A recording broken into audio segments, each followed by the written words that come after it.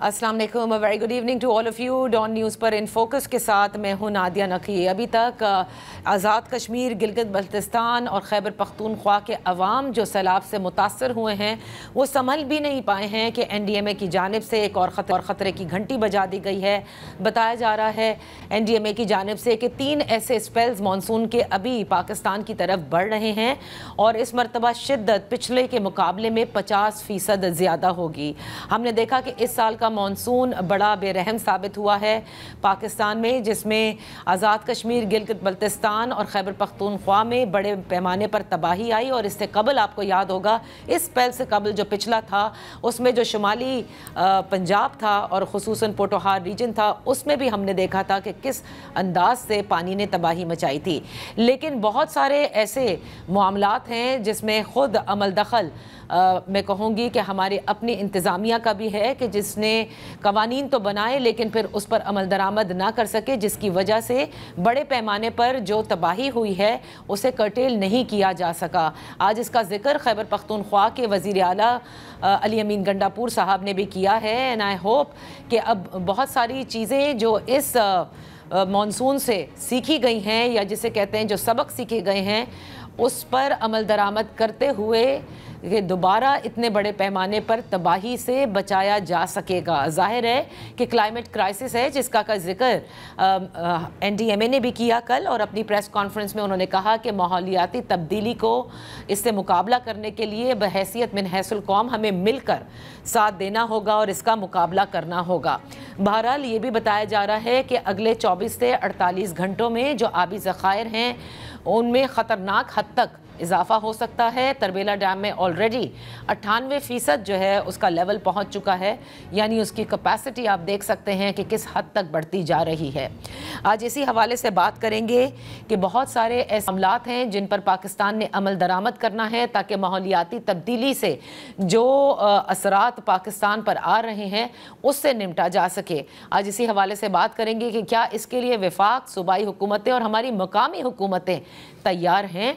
In focus हैं doctor Zainab Naeem साहिबा, माहिर माहौलियात हैं। बेहद शुक्रिया फॉर जॉइनिंग अस।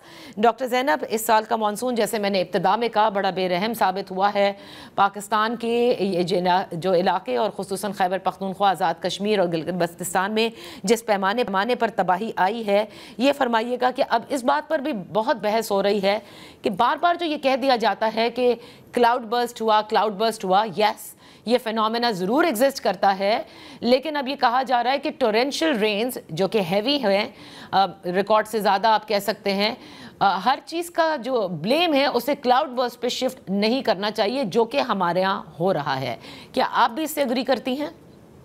जी बिल्कुल, आप दुरुस्त फरमा रही हैं। देखिए, क्लाउड बर्स्ट इज समथिंग जिसको क्लाइमेट चेंज ट्रिगर कर रहा है, और ये किसी से ढकी छुपी बात नहीं है कि क्लाइमेट चेंज की वजह से ही हीट वेव्स, ग्लेशियर्स पिघल रहे हैं, समंदर का लेवल बढ़ रहा है, आपकी कोस्टल बेल्ट जो है वो डूबने के करीब है, और इसके अलावा आपके जो क्लाउड बर्स्ट है, ये मानसून का चेंजिंग पैटर्न, ये सब क्लाइमेट चेंज की वजह से हो रहा है। लेकिन ये कोई आज की बात नहीं है, ये हमें पता है, काफी डेकेड से पता है हमें। साइंटिस्ट मुसलसल वार्न कर रहे हैं कि ये साउथ एशिया का खित्ता मोस्ट वल्नरेबल है, इसकी ज्योग्राफी ऐसी है कि इसकी वल्नरेबिलिटी और इसकी पॉपुलेशन डायनामिक्स, पॉवर्टी, इस सब की वजह से ये वल्नरेबल है, ये हमें पता है। लेकिन अब जब एक चीज हमें पता है तो फिर यही नैरेटिव उठाना कि पाकिस्तान की नेग्लिजिबल कॉन्ट्रीब्यूशंस हैं, हम सफर कर रहे हैं और हम कैसे मैनेज करें ये सब। देखिए, ये भी अंडरस्टैंडिंग है हमें कि ये जो क्लाउड बर्स्ट और ये जो कैपेसिटीज हैं हमारे डिपार्टमेंट्स की, वो इस वक्त बहुत ज्यादा लिमिटेड है to manage the quantum of disaster. लेकिन जो चीजें हम कर सकते हैं हम वो भी नहीं कर रहे, तो वहां पर तो हमें खुद को ब्लेम कर लेना चाहिए। जैसे कि पहाड़ों पे जंगलात हम काट रहे हैं, टिम्बर माफिया एक्टिव है। अभी भी देखें, फ्लैश फ्लड में से लोग आपके लकड़ियां जो है बहा रहे हैं नीचे की तरफ ताकि वो आगे से जाके उसको पकड़े और एक्सपोर्ट करें अपनी जानों पे खेल के। फ्लैश फ्लड में से ये वीडियोस है सोशल मीडिया पे वायरल हुई भी है, नॉर्दर्न एरियाज में लकड़ियां उठा के ऊपर से कटे हुए जंगलात हैं, नीचे आ रहे हैं, उनको उठा के वो अपनी जान पे खेल के इकट्ठा कर रहे हैं और बेचने के लिए। अच्छा, यहीं पर मैं आपकी कथा कलामी करूंगी। देखिए, इसके ऊपर बड़ी बात होती है कि टिम्बर माफिया और जंगलात की कटाई। मैं चाहूंगी हमारे नाजरीन को भी बताइए कि अगर ये जंगलात न काटे जाते तो आप समझती हैं कि इतने बड़े पैमाने पर तबाही नहीं होती, या आप समझती हैं कि ये जो सब सॉइल भी साथ में आ रही पानी है उससे कम से कम बचा जा सकता था, क्योंकि जब पानी ने रिसीड किया है तो हम देख सकते हैं खैबर पख्तूनख्वा में कि कीचड़ कितने कितने फिट है, गाड़ियों में भी एक जैसे दलदल का सा समा नजर आता है। जी बिल्कुल, देखें जो जंगलात हैं, पुराने पुराने जंगलात हैं, अगर वो ना काटे जाए, उन्होंने ना जमीन को जकड़ा हुआ होता है, वहां पे जमीन की फाउंडेशन स्ट्रांग होती है। अभी ये जो नॉर्दर्न एरियाज में गारा मिट्टी और ये बड़े बड़े ये जो पत्थर हैं, देखिए दरख्त ज्यादा नीचे नहीं आ रहे, कटी हुई लकड़ी आ रही है, दरख्त नहीं आ रही, क्योंकि दरख्त है ही नहीं। जब दरख्त काट दिए जाते हैं तो जो पहाड़ों पे जो मिट्टी होती है वो नरम हो जाती है, उसकी जड़ें कमजोर हो जाती हैं, जो सब सॉइल की लेयर है वो भी साथ नीचे आना शुरू हो जाती है। तो ये जो गारा है ये इस बात की इंडिकेशन है कि जंगलात नहीं है, और अगर जंगलात हो तो वहां का माइक्रो क्लाइमेट, जो उस इलाके का क्लाइमेट होता है, वो भी थोड़ा ठंडा रहता है। गर्मी को खत्म करने के लिए, माहौल का जो है वो इम्प्रूव करने के लिए काम देता है, उसके अपना ऑक्सीजन लेवल वहां अच्छा होता है। जब जंगलात आप नहीं छोड़ेंगे तो जो सैलाबी रेला ऊपर से नीचे आएगा उसकी स्पीड भी ज्यादा होगी, और आपके लिए बचाव के लिए टाइम कम होगा, और आपके अर्ली वार्निंग सिस्टम भी काम नहीं करेंगे। तो ये सारे इसमें जो है सारे फैक्टर्स इन्वॉल्व है। जंगलात की कटाई रोकना बहुत जरूरी है इस वक्त। आपका फॉरेस्ट कवर वैसे ही बहुत कम है, पता नहीं कितने साल पहले इन्वेंट्री हुई थी, अब तो इन्वेंट्री भी हमारे नॉर्दर्न एरियाज में कोई खास नहीं होती, हम कंसिडर ही नहीं करते इस चीज को कि कितना फॉरेस्ट कवर है। सैटेलाइट डेटा को हम मानते नहीं है, जो ऊपर से बताते हैं कि जी वो सिर्फ टॉप की लेयर काउंट कर लेते हैं, नीचे वाले दरख्त काउंट नहीं करता। तो फिर आप इसमें करें ना, इंप्रूवमेंट लेकर आए ताकि पता लगे हमें। तो यानी डिफॉरेस्टेशन और ये जो टिम्बर माफिया है, सबसे पहले इस पर काबू पाने की जरूरत है। आपने बहुत अच्छी बात कही कि वहां का फिर एक अपना माहौल बन जाता है, और जो आपने इब्तिदा में कहा कि माहौलियाती तब्दीली के तहत ये जो टेम्परेचर्स राइज कर रहे हैं जिसकी वजह से ग्लेशियर्स पिघल रहे हैं, उसको भी डाउन करने में एक मौसर किरदार भी अदा कर सकते हैं।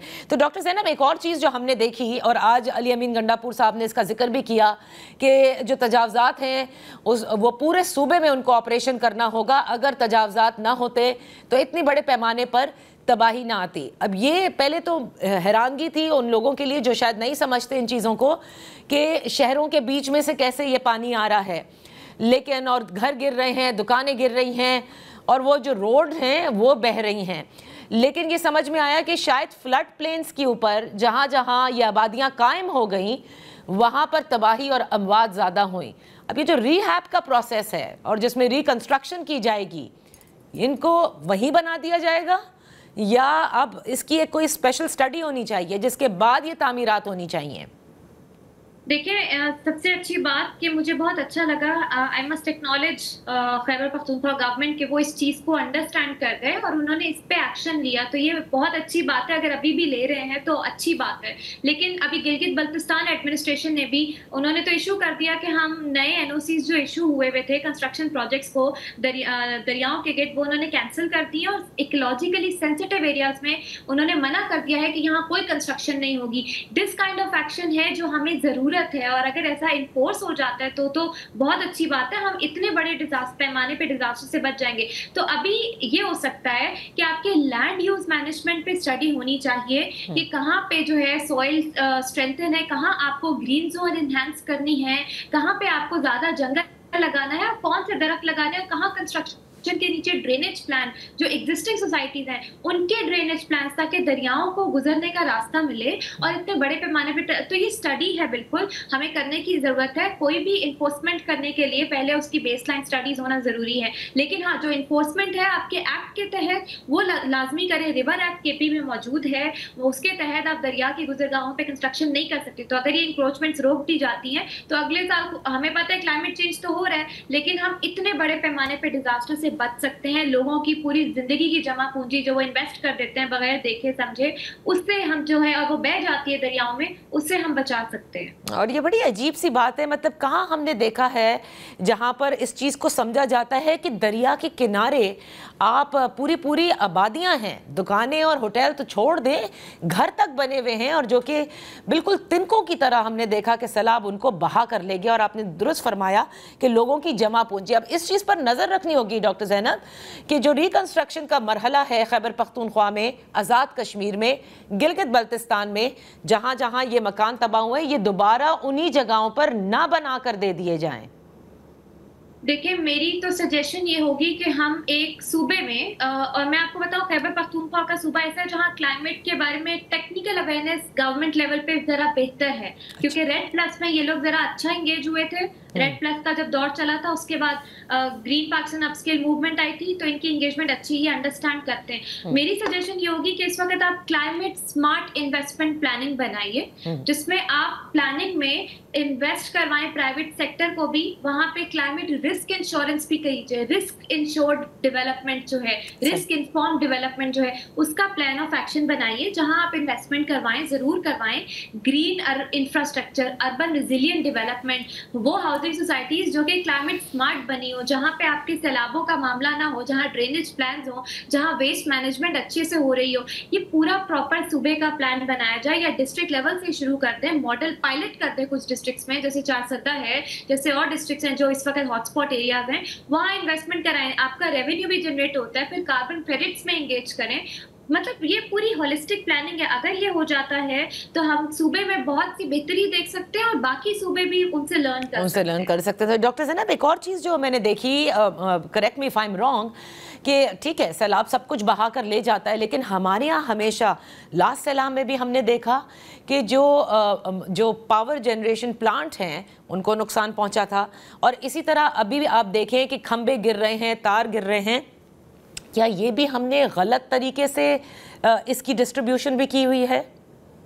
देखिए, ये जो इलेक्ट्रिसिटी और पाकिस्तान के इस पे एसडीपीआई में एक्सपर्ट्स कब से इस पे भी बात कर रहे हैं कि जो हमारा ग्रिड है वो एजिंग ग्रिड है, पुराना ग्रिड है, ये खंभों से बिजलियां और ये फिर बिजली चोरी के मामला भी बहुत ज्यादा हैं, तो ये तारे और ये सब अफेक्ट हो जाते हैं, आपके पावर स्टेशन अफेक्ट हो जाते हैं जब वो क्लाइमेट की बेसिस पे नहीं डेवलप किए जाते, यानी अगेन रिस्क इन्फॉर्म डेवलपमेंट नहीं होती। तो इस पे भी एनर्जी प्लानिंग, एनर्जी मॉडलिंग होती है, जो कि आपके फेडरल गवर्नमेंट भी कर रही है, बाकी सूबे भी कोशिश कर रहे हैं, लेकिन हमारे कैपेसिटी पेमेंट के चार्जेस और उसके अलावा दूसरे मामला इतने ज्यादा हैं क्योंकि हमने पहले लॉन्ग टर्म प्लानिंग नहीं की। तो इन मामला से हमें सूबों को बैठ के बात करनी होगी, बैठ के एक ग्रैंड डायलॉग इस पे करवा लें कि क्लाइमेट चेंज से किस तरह सूबे जो है वो निपट सकते हैं डिस्ट्रिक्ट लेवल पे, और एनर्जी के मामला। तो मेरे ख्याल से उसमें कुछ ना कुछ अच्छे सजेशंस हमें आ सकते हैं, कीपिंग इन व्यू जो हमारी पॉलिटिकल इकोनॉमी। अच्छा, तो डॉक्टर ज़ैनब, जो सैलाब आपने देखा,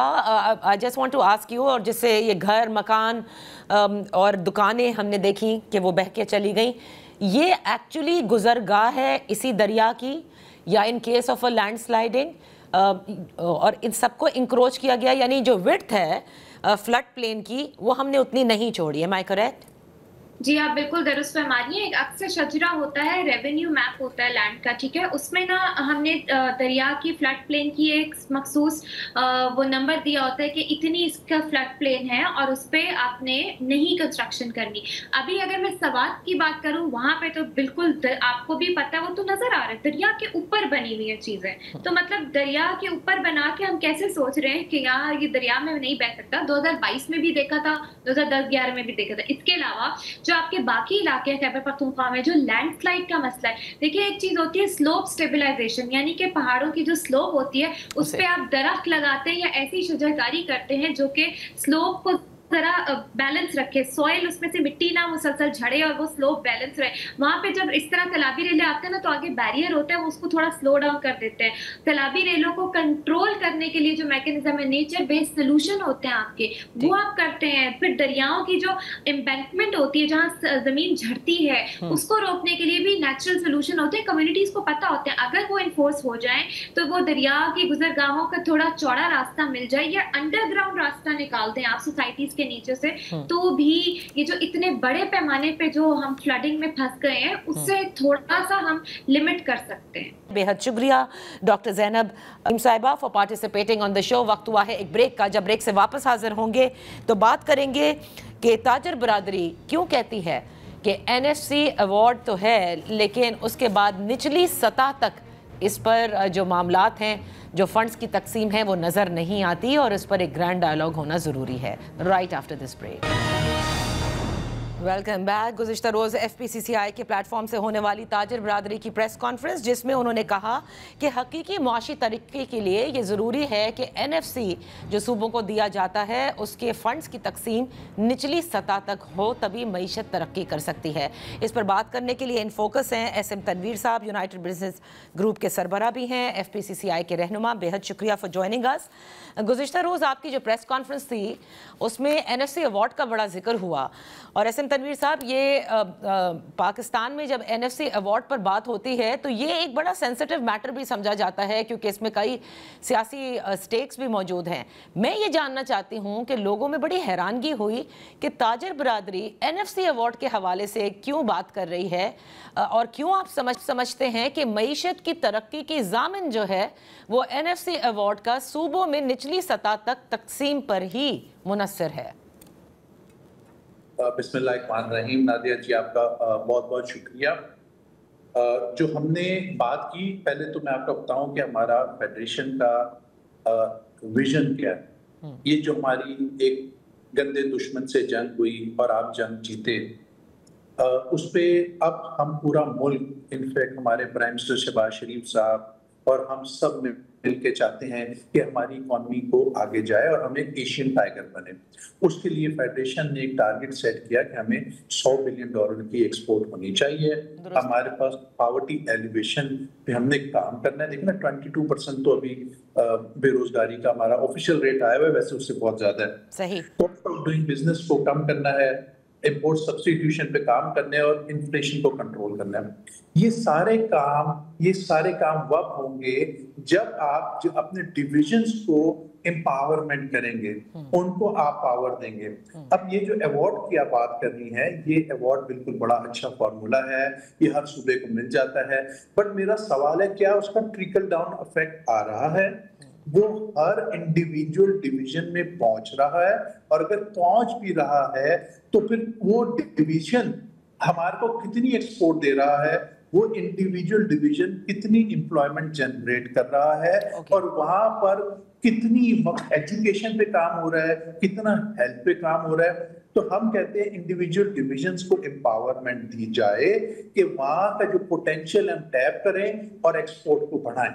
okay, so that is what you mean कि अगर इन डिविजन्स के अंदर ये फंड्स की तकसीम सही होगी तो फिर उसका एक ट्रिकल डाउन अपवर्ड जो है प्रोग्रेस होगी आपकी एक्सपोर्ट्स पर।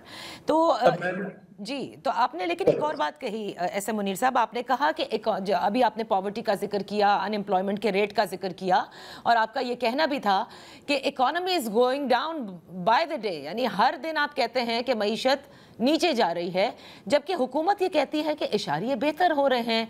उन्होंने डिफ़ॉल्ट से बचाया है, उन्होंने इन्फ्लेशन को कम किया है, एक्सपोर्ट्स बढ़ाए हैं, रेमिटेंसेस रिकॉर्ड जो हैं वो रिकॉर्ड की जा रही हैं, इवन रिजर्व्स का वो जिक्र करते हैं, करंट अकाउंट डेफिसिट का जिक्र करते हैं कि वो भी मेंटेन किया हुआ है।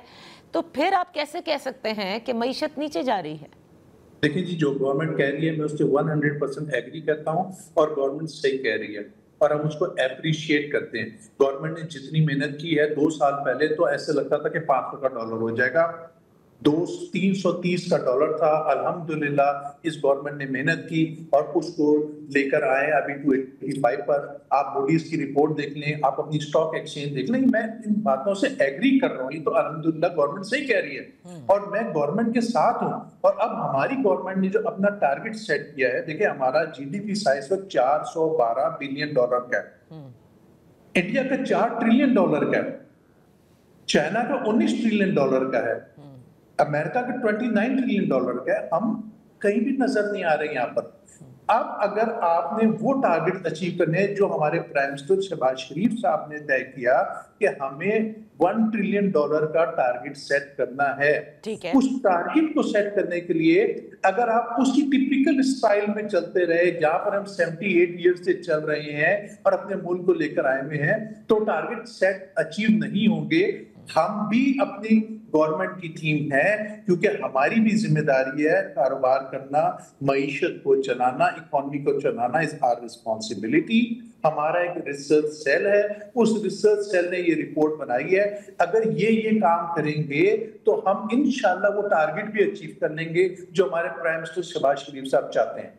तो एक्सपोर्ट्स के लिए आप कहते हैं कि ये इंतहाई ज़रूरी है। तो आप लोगों की एक मीटिंग हुई थी, जो तवील मीटिंग थी, तकरीबन 2.5 घंटों पर मुहित फील्ड मार्शल आसिम मुनीर साहब के साथ, जहां पर FBR के साथ जो मसाइल थे वो आप लोगों ने डिस्कस किए थे। तो वहां आपने उनसे NFC अवार्ड और सूबों में फंड्स की तकसीम निचली सतह तक नहीं पहुंचती, इसका जिक्र किया था? नहीं जी, मैं आपको सच बताऊं, ये रिपोर्ट पिछले हफ्ते बनकर आई है। हमारा एक रिसर्च सेल है, वो हर महीने एक रिपोर्ट बनाता है और वो रिपोर्ट फिर हम उसको पब्लिक करते हैं और फिर हम उसकी एडवोकेसी करते हैं और उसमें हम शोर मचाते हैं जब हम बिलीव करते हैं वो रिपोर्ट सही है। तो रिपोर्ट क्योंकि पिछले हफ्ते बनकर आई है तो वहां पर इस बात का जिक्र नहीं हुआ। तो क्या आप उनसे दोबारा मिलने की अब कोई ऐसी सिटिंग रखेंगे जहां आप उनसे बात कर सके? क्योंकि हुकूमत से तो FBR के मसाइल नहीं हल हो रहे थे, तभी मेरे ख्याल से आपको तभी शायद आपको उनसे मिलना पड़ा। तो मैं यही जानना चाहती हूँ कि फिर इस मसले पर आप कैसे, आपने एक प्रेस कॉन्फ्रेंस तो कर दी, but if you really want to make it happen and you think that this is very important for your export target to be achieved, तो फिर आपको तो हुकूमत से बात करनी होगी। तो मैं यही जानना चाह रही हूँ कि उनसे बात करेंगे या फील्ड मार्शल से करेंगे? नहीं, हम पहले तो हुकूमत से बात कर रहे हैं, हम अपनी गवर्नमेंट को बता रहे हैं और हम अपनी गवर्नमेंट को सपोर्ट कर रहे हैं। हम चाहते हैं कि गवर्नमेंट कामयाब हो। इस गवर्नमेंट ने जो टारगेट अपने सेट किए हैं उसको अचीव करने के लिए हम गवर्नमेंट को सपोर्ट कर रहे हैं और हम उनसे मिल रहे हैं। मगर अगर हमारे को कई मौका मिल गया और हमारे को वहां बुला लिया गया तो हम क्यों छोड़े अपॉर्चुनिटी? मैं तो अपॉर्चुनिटी अवेल करूंगा और मैं डेफिनेटली बात करूंगा। अच्छा, सही। आपने ये भी कहा कि अगले माह में या अगले कुछ अरसे में एक बाकायदा एक कॉन्फ्रेंस जो है वो आप लोग कन्वीन करेंगे इस्लामाबाद में, जिसमें तमाम स्टेक होल्डर्स इंक्लूडिंग सियासी जमातें, उनको भी बुलाया जाएगा और इस पर सहर हासिल गुफ्तगू की जाएगी। सो इसका मतलब आप लोग काफ़ी सीरियस हैं इस बारे में कि NFC अवार्ड की तकसीम जो है वो सूबों में उसकी जो फंड्स की तकसीम है वो नहीं पहुंच रही है। And you want it to happen. हम देखें, जब कोई बात करते हैं तो हम बहुत सीरियस होते हैं। हमारा एक बोर्ड है, उसको अप्रूव करता है। And yes, we are very very serious. जब हमने IPP की बात की तो उस वक्त भी लोग काफी हमारे से नाराज हो गए थे और फिर बाद में सबने एक्सेप्ट भी किया। गवर्नमेंट ने भी IPP के कॉन्ट्रैक्ट को रिवाइज किया और अल्हम्दुलिल्लाह आज देखें ना, 17-18 सेंट की बिजली 13 पे आ गई है। अब हम टारगेट कर रहे हैं इंशाल्लाह 9 सेंट पे चले जाएंगे। ये भी वी आर वेरी सीरियस। हमने पूरे दिन का एक वहां पर स्टेक होल्डर्स को बुलाना है, हमने ग्रैंड डिबेट करनी है कि क्या ये होना चाहिए या नहीं होना चाहिए। मुझे कल बहुत सारे मीडिया वाले पकड़ के सवाल पूछ रहे थे, आप छोटे सूबे ही बनाने की बात कर रहे हैं। तो ये तो गवर्नमेंट ने फैसला करना है। मैं तो गवर्नमेंट नहीं हूं, मैं तो एक बिजनेसमैन आदमी हूं या मैं फेडरेशन हूं। अगर गवर्नमेंट समझती है सूबे बना के इसका हल है तो गवर्नमेंट सूबे बनाए, हम गवर्नमेंट को सपोर्ट करेंगे। अगर कोई और हल है तो वो करे, बट ये आपको निचले लेवल को एम्पावर करना पड़ेगा। हर डिवीजन को हम टारगेट दे, $5-5 बिलियन की एक्सपोर्ट ला के दे। हमारे को 38 डिवीजन है तो 100-200 बिलियन डॉलर की एक्सपोर्ट हो जाएगी। कोई रॉकेट साइंस नहीं एक्सपोर्ट करना। आप सोचे तो ना, मैं सवाल किया हूं, वहां पर एमरल्ड निकल रहा है। इस मुल्क में हमको पता है कि 4 से 5 ट्रिलियन डॉलर का तो रेयर अर्थ पड़ा हुआ है, 2 ट्रिलियन डॉलर का प्लेसर गोल्ड पड़ा हुआ है, माइंस मिनरल। तो बचपन से सुनते सुनते बूढ़े हो गए ये बातों को। कौन टैप करेगा? जब तक उस डिवीजन, उस इलाके में किसी की ओनरशिप नहीं होगी, वो सर पे बैठ के जिम्मेदारी नहीं लेगा तो ये काम नहीं हो सकता। मैं लाहौर बैठ के काम नहीं कर सकता। कल रात को हमारी दादू चैम्बर का प्रेसिडेंट हमारे से मिलने आया। हमारा एक कराची गवर्नर हाउस में इवेंट था, वो कह रहे मुझे 7 घंटे लगे हैं ड्राइव करके कराची पहुंचने में। तो अगर उसने अपने सेक्रेटरी से मुलाकात करनी है या किसी काम में आना है, अगर वो 7 घंटे ड्राइव करके कराची आ रहा है तो वो कुछ भी नहीं कर सकता। वो वहां का वहां ऐसे ही रहेगा जैसे आज। Okay, so that's why you want the empowerment. But अभी आपने भी, अगर आप खबरें देखते होंगे तो आपने देखा होगा कि बड़े सीनियर सहाफ़ी हैं हमारे सोहेल वड़ाइद साहब, उनकी फील्ड मार्शल से गुफ्तगू हुई और पहली मुलाकात है फील्ड मार्शल आसिम मुनीर साहब की जो किसी भी सहाफ़ी से हुई हो। और माशी जो बहरान है उसके हल के हवाले से जो उनके पास पूरा एक रोड मैप था, उसमें उन्होंने बाकायदा उनको बताया है कि अगले साल से उनके हिसाब किताब के मुताबिक रेकोडेक्स से हर साल $2 अरब का खालिस मुनाफा होगा जो हर साल बढ़ता जाएगा। So he has a road map. और आप कह रहे हैं कि जो रेयर अर्थ मेटल्स है ये कैसे निकलेंगे, ये कौन टैप करेगा? They already have a plan. तो मैं यही बस आपके गोश गुजार कर रही हूँ कि ये तो है। ये तो खुशी की बात है। अगर मेरी गवर्नमेंट के पास भी प्लान है तो इससे अच्छी और क्या बात होगी कि अगर मेरा मुल्क एशियन टाइगर बनता है, मैं इकॉनमी की ये जंग जीतता हूँ, हम सब मिलकर ये जंग जीतते हैं। हमारा तो काम है कि जहाँ जो मिसिंग लिंक आ रहा है, जहाँ पर हमारी वीकनेसेस है, हमने उसको हाईलाइट करना है। अगर कोई कहता है सूबा बनाना तो बनाए, सूबा बनाए, हम तो कह रहे हैं कि करें उसको, पर हम कहते हैं हमारे को तो रिजल्ट चाहिए और हम पुश कर रहे हैं, गवर्नमेंट के साथ मिलकर भी कर रहे हैं, हम शोर भी मचा रहे हैं कि इसको काम को होना चाहिए। और हमारे पूरे पाकिस्तान में चैम्बर्स है, देखें ना, हर डिस्ट्रिक्ट में हमारी चैम्बर बैठी हुई है, तो वो पोटेंशियल नहीं है, उसको हम यूटिलाइज कर रहे हैं properly. Okay, which is of course point taken. लेकिन एसएम तनवीर साहब, अब मुझे ये बताएगा कि जो अमेरिका के साथ टैरिफ इस वक्त सेट हुआ है पाकिस्तान का, वो जाहिर है भारत के मुकाबले में कम है और अफगानिस्तान से थोड़ा ऊंचा है, लेकिन कंपटीशन अभी भी बेइंतहा है क्योंकि आपके पास वियतनाम भी है, आपके पास बांग्लादेश भी है। So do you really think कि हम इसको कैपिटलाइज कर सकते हैं? लेकिन उसके लिए एक्सपोर्टर्स को जिन मिक्स की या जिन इंग्रेडिएंट्स की जरूरत है वो ये हुकूमत आपको प्रोवाइड करने के लिए तैयार है। मैं आपको इजी वर्ड में आपकी बात को कहता हूँ, इंडिया तो गेम से आउट हो गया, अल्हम्दुलिल्लाह। देखिए कमाल हो गई पाकिस्तान के लिए, इतनी बड़ी गोल्डन अपॉर्चुनिटी आ गई स्पेशली टेक्सटाइल में पाकिस्तान के लिए। ठीक है। अब हमारे को जो टेक्सटाइल में कॉम्पीट करेगा पाकिस्तान को, वो बांग्लादेश करेगा और वियतनाम करेगा। पाकिस्तान पे 19% का टैरिफ है, बांग्लादेश और वियतनाम पे 20% का टैरिफ है, और हमारे को यहाँ पर 1% की एज मिल गई। बट जो हमारी कॉस्ट है, हमारी कॉस्ट हम गवर्नमेंट को कह रहे हैं हमारी इंडस्ट्री को रीजनली कॉम्पिटिटिव कर दे। हम कुछ भी नहीं मांग रहे, एक्स्ट्रा नहीं मांग रहे। अगर वहां पे बिजली 9 सेंट की है तो मैं 9 सेंट की कर दे, अगर बैंक इंटरेस्ट 6% का है तो 6% कर दे, कि हम जाके उससे लड़ सकें। अगर आप हमारी कॉस्ट ज्यादा कर देंगे, यहाँ तो अल्हम्दुलिल्लाह देखे ना, इस्हाक डार साहब गए, मेरी उनसे 3 दिन पहले मुलाकात हुई, मैंने उनको अप्रिशिएट किया, हमने उनको, हमारे फाइनेंस मिनिस्टर साहब गए, 19% लगा कर आए, बहुत अच्छा किया उन्होंने, एक जंग लड़ी पाकिस्तान के लिए।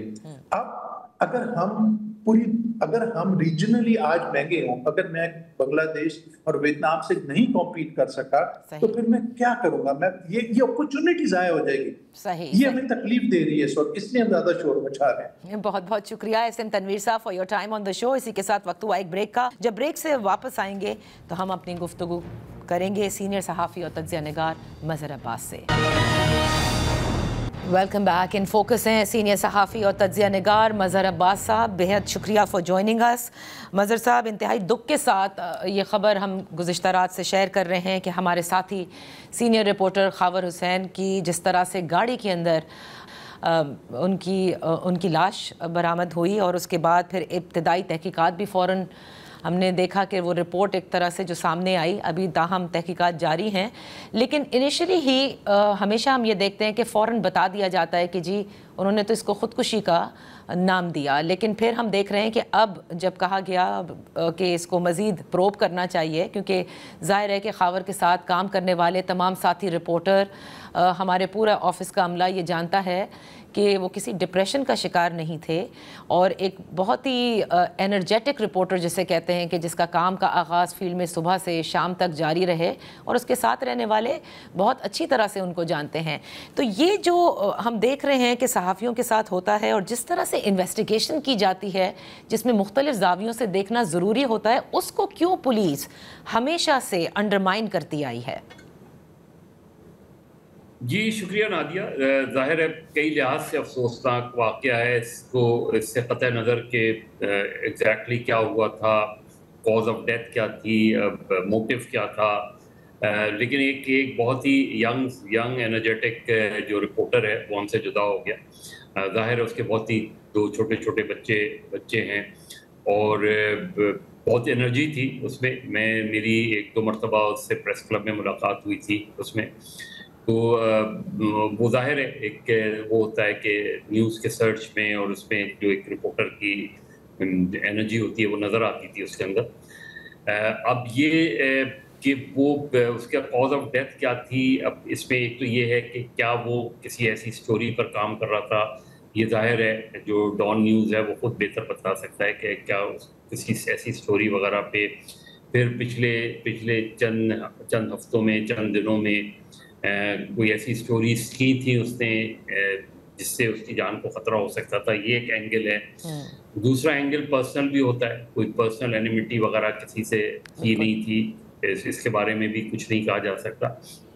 जो मेरी कल आईजी गुलाम नबी मेमन साहब से बात हुई थी, फिर उन्होंने जो कंसर्न डीआईजी हैं उधर के, उनकी वो थी, तो उन्होंने 2-3 चीज़ें कही हैं। उन्होंने कहा एक तो ये कि जो वेपन है उसका फॉरेंसिक करवाया जा रहा है, फिर अभी पोस्टमार्टम रिपोर्ट अभी सामने नहीं आई है, लेकिन अपेरेंटली लग ये रहा है कि वो जिस गाड़ी में था उसके दो मोबाइल उसके पास से बरामद वो हुए हैं, और उनको देखा जा रहा है कि वो लास्ट कॉन्टैक्ट्स उसके कौन से थे या रीसेंट कॉन्टैक्ट्स कौन से थे, या कोई अगर ऐसी कोई एक्सचेंज ऑफ वीडियो वगैरह है, मैसेजेस वगैरह हैं, उसको देखा जा रहा है। तो अभी किसी भी, ये बात ठीक है कि एकदम जो है किसी नतीजे पर नहीं पहुंचना चाहिए और पुलिस को भी अवॉइड करना चाहिए, बिल्कुल।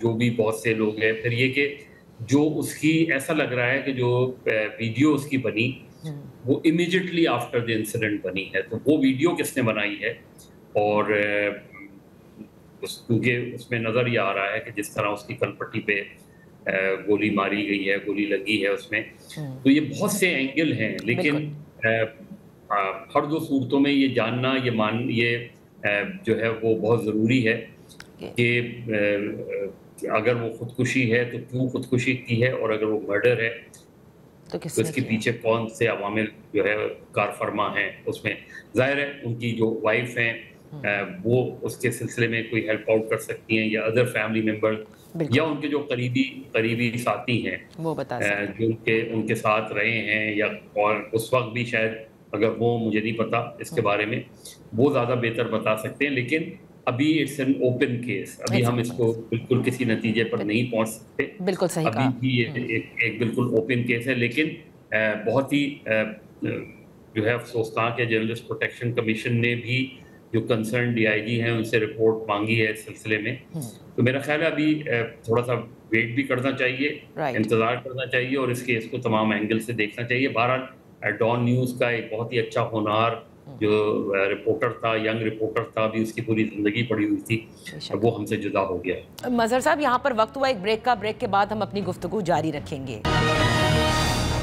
Welcome back. इन फोकस है सीनियर सहाफ़ी और तज्ज़िया निगार मज़हर अब्बास साहब। गुज़िश्ता रोज़ से आपने देखा कि कई बहस है और हर शख्स ने अपने तरीके से इसको डीकोड किया, और मैं बात कर रही हूँ फील्ड मार्शल आसिम मुनीर साहब की, जो सुहेल वड़ाइच साहब सीनियर सहाफ़ी हैं, उनसे मुलाकात हुई, और किसी भी मीडिया पर्सन से या किसी सहाफ़ी से ये पहली मुलाकात है। और उसके बाद जो सुहेल वड़ाइच साहब ने लिखा वो आपने भी यकीनन पढ़ा होगा, आज एक फॉलो अप भी है उनका, लेकिन वो उनकी अपनी ओपिनियन है जो उन्होंने दी है डियर कैदी के नाम से।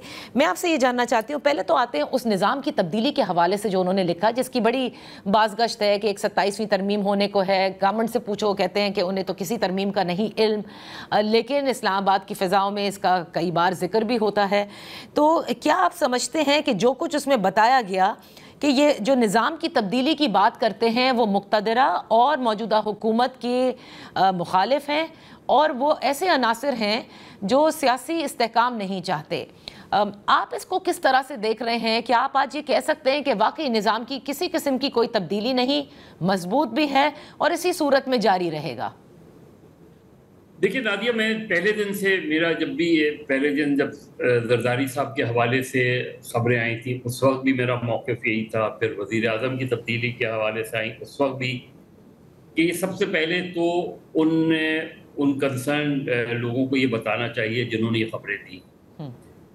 देखिए, जब आप अगर किसी हवाले से खबरें दे देते हैं और उस साइट से इसकी तरदीद आ जाती है या उसकी क्लैरिफिकेशन आ जाती है, ये इस सिलसिले में तो क्लियर कट कॉन्ट्रडिक्शन है, तो अब ये बर्डन ऑफ ट्रूथ जो है वो फिर रिपोर्टर के ऊपर आ जाता है, फिर जर्नलिस्ट के ऊपर आ जाता है जिन्होंने ये खबरें। अब उन्होंने उनके जो भी ज़राए थे वो खबरें उनको कहाँ से मिली, मैं नहीं कह सकता। जो फील्ड मार्शल साहब कह रहे हैं कि जी ये उन लोगों की फैलाई हुई अफवाहें हो सकती हैं कि जो मुक़्तदरा और हुकूमत के दोनों के ख़िलाफ़ हैं, लेकिन उसकी एक लॉजिकल चीज़ थी जो शुरू में उस वक्त भी मैंने बात की थी, जैसे जरदारी साहब के केस में थी। सही। तो जब मुझसे पूछा गया तो मैंने कहा कि इसकी लॉजिक क्या हो सकती है, क्यों जरदारी साहब को हटा के एक सिस्टम को डिरेल करने की कोशिश की जाएगी, क्योंकि जाहिर है अगर जरदारी साहब को हटाते हैं या जाहिर है जो है वो बाय फोर्स या उनसे किसी तरीके से उन पर दबाव डाल के, तो फिर पीपल्स पार्टी का इत्तेहाद तो ख़त्म हो जाएगा। बिल्कुल। अनटिल अनलेस आप बिलावल भुट्टो को वज़ीर आज़म बना रहे हो, अगर वज़ीर आज़म बना रहे हो तो मुस्लिम लीग नून क्यों इस चीज़ को एक्सेप्ट करेगी? सही। तो कोई उसमें लॉजिक मुझे नज़र नहीं आ रही थी उस केस में। इसी तरह वज़ीर आज़म के केस में कि क्यों शहबाज शरीफ साहब को तब्दील किया जाएगा। शहबाज शरीफ साहब इस वक्त मेरा ख्याल है एक आइडियल उनके ताल्लुकात हैं एस्टैब्लिशमेंट के साथ। और जिस तरह फील्ड मार्शल के अपने भी जो सुहेल वड़ाई साहब से बातचीत में एक चीज़ नज़र आ रही है कि उन्होंने बड़ी तारीफ़ की है वज़ीर आज़म की तक मेहनत की, तो एक उस पर हमारी दो राय हो सकती हैं कि ये निज़ाम जो है ये आइदर ये क्या वाकई जमहूरी निज़ाम है, ये हाइब्रिड निज़ाम है, क्योंकि इस्टेब्लिशमेंट की को बज़ाहिर हुकूमत की तरफ से कोई रुकावट नहीं है। सही। बल्कि हुकूमत तो बहुत सी इतना मेरे नुक्ता नज़र से कि जितना पॉलिटिकल स्पेस और जितना सिविलियन स्पेस दे दिया गया है उससे ज़्यादा और क्या सिविलियन स्पेस आप ले सकते हैं। तो इसलिए कोई वो मंतक समझ नहीं आ रही थी इन खबरों की। तो ये तो वही बेहतर बता सकते हैं जिन्होंने ये खबरें दी, जिन्होंने ये खबरें चलाई या जिन्होंने ये खबरें चलवाई। तो मज़हर साहब फिर जो सियासी मामलात के ऊपर बात हुई, सियासी हवाले से ये कहा गया कि सियासी मसालियत सच्चे दिल से माफ़ी मांगने पर है, और DGI-SPR की भी वो प्रेस कॉन्फ्रेंस आपको याद होगी कि अगर आगे बढ़ने के लिए सिद्क़े दिल से माफ़ी मांगना है। आज एक फॉलो अप कॉलम जो मैंने जिसका जिक्र किया सुहेल वड़ाई साहब ने डियर कैदी के नाम से किया, उसमें वो लिखते हैं कि अगले इंतखाबात तक चुप का रोज़ा रख लें और अपना सारा जोर अगले इलेक्शन की शफाफियत को यकीनी बनाने पर लगाएं और फिर ये डील सबके लिए काबिल कबूल होगी ना। ये तो उनकी तजवीज़ है, लेकिन जो मुलाकात के अंदर बात हुई और फिर माफ़ी का जिक्र हुआ, तो क्या इससे अखज़ किया जाए कि एक माफ़ी, चुप का रोज़ा यानी निज़ाम को चलने दिया जाए, अगले इलेक्शन की तैयारी किया जाए तो रिहाई मुमकिन है इमरान खान की? देखिए नादिया, पहली चीज़ ये कि इंतहाई अदब से कि मेरे नुक्ता नज़र से फील्ड मार्शल साहब को ये बात नहीं करनी चाहिए थी, और उसकी वजह यह है कि उनकी तरफ से ये बात कहना कि मसाइलत का रास्ता जो है वो माफ़ी से ही होता है। अब ये जो एक, क्योंकि उन्होंने कोई स्पेसिफिक नाम वाम नहीं दिया किसी का कि, लेकिन जाहिर है ज़्यादातर लोगों का इशारा का तज्ज़िया यही है कि वो इशारा जो है बानी PTI या PTI की तरफ से का। अब उसमें क्योंकि इसलिए मैं ये कह रहा हूँ कि बात नहीं करनी चाहिए थी, क्योंकि 9 मई के मुकदमात अदालत में हैं बशमूल बानी PTI के। अब अगर एक तरफ सजाएं हो गई हैं और अभी बानी PTI पर तो चार्जशीट भी नहीं हुई है और उनका मुकदमा भी अभी जो है वो ज़ेर समाअत है, लेकिन अभी तक कोई केस सामने नहीं आया, तो उस नुक्ता नज़र से तो अगर हम अदालत के नुक्ता नज़र से देखें तो माफ़ी तो उस सूरत में होती है जब आपको सज़ा हो जाए, या खुद जो है वो फरीक जो है जाके कह दे अदालत से कि जी हाँ मुझसे गलती हुई है, मेरे साथियों से गलती हुई और मैं माफ़ी का तलबगार हूँ। तो मेरे नुक्ता नज़र से बाकी तो सज़ा के बाद जो माफ़ी होती है वो तो सदर मुमलिकत देते हैं। सही। और मर्सी पिटीशन जिसे हम कहें उसमें मर्सी के लिए उसमें तो मुझे तो थोड़ा सा मेरे ख्याल में ये चीज़ अवॉइड की जाती तो ज़्यादा बेहतर था। बाकी चीज़ ये है कि फिर ये, क्योंकि जो इमरान खान साहब की तरफ से एक मौक़िफ़ है वो मैं 9 मई के हवाले से कह रहा हूँ, बाकी नहीं, वो तो ये है कि वो ये कहते हैं कि जी आप जो है वो तहकीकात करवा लें, जुडिशल कमीशन कर लें, अगर वो साबित करता है तो आप सजाएं दें उसमें। लेकिन जो तहरीक इंसाफ को जहां लचक दिखानी चाहिए मेरे नुक्ता नज़र से, देखिए माफ़ी मांग के, माजरत करके किसी भी वाक़े पर जो है आदमी छोटा नहीं बड़ा होता है, ठीक है, क्योंकि वो कहता है कि हाँ अगर फ़र्ज़ करें, मैं एक बात कह रहा हूँ कि फ़र्ज़ करें अगर वो ये कहते हैं कि उनके साथियों से गलती हुई और इस सिलसिले में मैं माजरत चाहूँ, आमतौर पर स्टेटमेंट इस तरह भी होता है कि जी मैं तो नहीं समझता, लेकिन फिर भी अगर जो है मुल्क की मफाद में अगर ये वो होता है तो मैं माजरत करता हूँ, और ये इस तरह की बातें की जा सकती हैं, उसमें कोई वो नहीं है। लेकिन सवाल ये है कि इससे क्या आगे बढ़ने का रास्ता कैसे निकलेगा। मतलब ये जो चीज है, ऐसा लग रहा है कि ये तो हुकूमत की सतह पे तो आती तो ज्यादा बेहतर थी, राइट, लेकिन इससे तासुर ये मिल रहा है कि जैसे जो ब्लॉकेड है वो सिर्फ ये बात है। तो आप किसी एक पॉलिटिकल पार्टी को कंप्लीटली तो ब्लॉक नहीं कर सकते सिर्फ इस वजह से। ये बिल्कुल ऐसा ही है कि जैसे अल्ताफ हुसैन साहब के केस में तो उन्होंने तो माफी मांग ली थी, सही, उन्होंने तो दूसरे दिन ही माफी मांग ली थी, लेकिन वो माफी नहीं हुई उसमें, और फिर उनकी तरफ से भी बाद में भी गैर जिम्मेदाराना बयान आए, और फिर अभी तो प्रैक्टिकली तो यही है कि वो एक अनडिक्लेयर्ड बैन है उसके ऊपर इसी तरह। तो मेरा ख्याल है बिल्कुल एक तो चीज़ ये होती है कि सियासत में माजरत, माफ़ी या मसालहत, तीनों चीज़ें हो सकती हैं और होनी चाहिए, कोई इसमें कोई हर्ज नहीं है। ठीक है, लेकिन मजहर साहब, आपने कहा बिल्कुल होती हैं और आप बिल्कुल तारीख के हवाले दे सकते हैं, लेकिन मेरा सवाल ये कि फिर इंसाफ के तकाज़ों का क्या होगा, कानून का क्या होगा, क्योंकि अभी तक हमें ये बताया गया है कि जितने केसेस, चाहे वो तहरीक इंसाफ के बानी इमरान खान पर हों या उनके साथियों पर हो, और उनके साथियों पे तो सजाएं भी हुई हैं 9 मई के केसेस पर, जिसमें उन्होंने सेहत जुर्म से इनकार किया है, तो where does the justice system then stand? उसकी क्रेडिबिलिटी क्या है? इसीलिए नादिया, मैंने सबसे पहले यही बात की कि माफी तो अदालत के प्रोसेस के बाद का हिस्सा है। सही। तो अगर अदालत, फर्ज करें जिन लोगों को 10-10 साल सजा हो गई है, वो अगर माफी के लिए लिख दें सदर मुमलिकत को कि ये जो कुछ भी है वो है, मुझे नहीं पता, लेकिन जो इमरान खान साहब के केस में तो अभी तो उनके ऊपर चार्जशीट ही नहीं हुई है।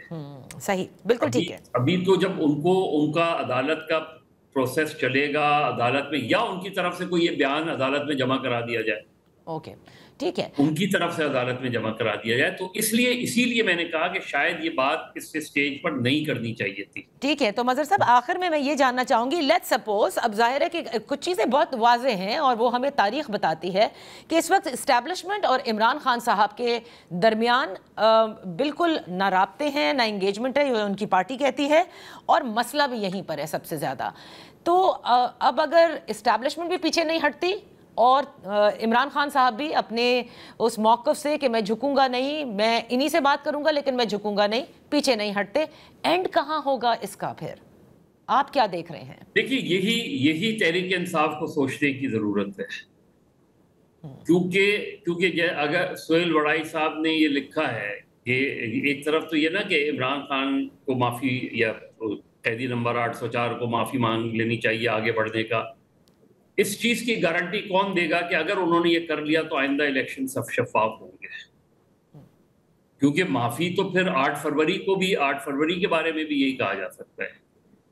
इस चीज की क्या गारंटी होगी? और फिर इसीलिए इस तरह के स्टेटमेंट्स को आमतौर पे अवॉइड करना चाहिए, क्योंकि फिर तो बहुत से सवालात जन्म लेते हैं कि क्या 8 फरवरी को या जो है वो फॉर्म नंबर 47 की जो बात की जाती है, तो क्या इसी वजह से ये सारा कुछ था? तो असल चीज ये है कि सारे फरीकों को, जितने भी फरीक हैं, उन्हें बैठकर एक चार्टर ऑफ पॉलिटिक्स जो है, सियासत का चार्टर डिफाइन करना चाहिए। चार्टर ऑफ डेमोक्रेसी आज भी मेरे नुक्ता नजर से एक बहुत अच्छी डॉक्यूमेंट है, लेकिन उससे आप उसको बेहतर बना सकते हैं उससे, और खुद पीटीआई को भी उस पर, पीटीआई के लिए सोचने का सिर्फ एक वो है, पीटीआई को आज भी लगता है कि, और जो तमाम सर्वेज हैं वो यही बताते हैं कि उनकी पॉपुलैरिटी अपनी जगह मौजूद है, लेकिन जो उनकी तहरीक है या जो उनके जलसे जुलूस जो भी हैं उसमें मोमेंटम नजर नहीं आता। सही। उसकी वजह से अब बज़ाहिर ये लग रहा है कि कोई थ्रेट नहीं है गवर्नमेंट को, क्योंकि वो थ्रेट तो एक ही सूरत में होती है कि या तो इस्टेब्लिशमेंट से आपके ताल्लुकात खराब हो जाएं, या अपोजिशन का शो ऑफ स्ट्रेंथ ऐसा हो और अपोजिशन इतना प्रेशर बिल्ड करे कि कहीं ना कहीं गवर्नमेंट को कोई ना कोई वे आउट निकालने की जरूरत पड़ जाए। और ये अभी आपको वो चीज नजर नहीं आ रही। सही। अभी तो गवर्नमेंट जो है बहुत ही कंफर्ट जोन में नजर आती है। बहुत बहुत शुक्रिया मज़हर अब्बास साहब। अनफॉर्चुनेटली वक्त ख़त्म हो गया है प्रोग्राम का, फिर इंशाअल्लाह से ज़रूर इस पर और सहर हासिल गुफ्तगू होगी।